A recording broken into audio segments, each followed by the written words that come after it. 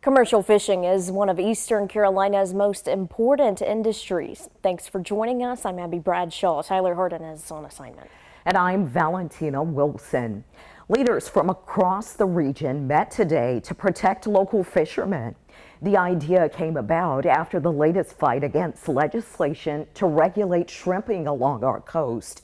Proposals fishermen say would have put them out of business. News 12's Mary Grace Armistead is live in Morehead City with what these leaders discussed today.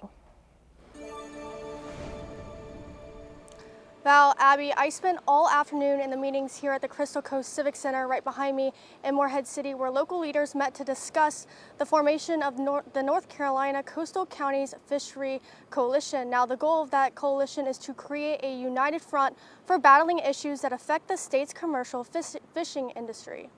Commercial fishing is the lifeblood of coastal North Carolina. Every light bill, every gallon of milk, every pair of back-to-school shoes, we pay for with shrimp.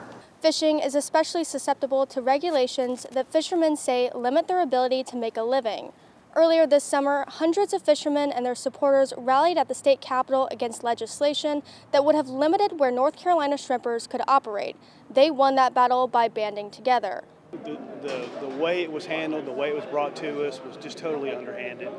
Now, the North Carolina Coastal Counties Fisheries Coalition aims to pool resources to give the fishing industry a united voice. County commissioners sent one representative, so there'll be about 20 members on the board, and they'll be open. The meetings will be open to the public, and we'll have representatives from the commercial fishing industry advising us on what species is currently under attack, and we'll take that information and we're going to lobby our legislators in Raleigh.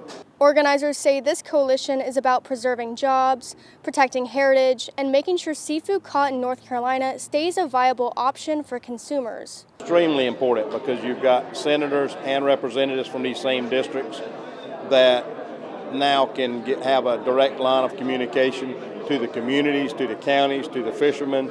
The idea for this organization came from representatives in Dare and Carteret counties who worked together to form this group of 20 coastal county leaders, creating a transparent public body to advocate for the fishing industry.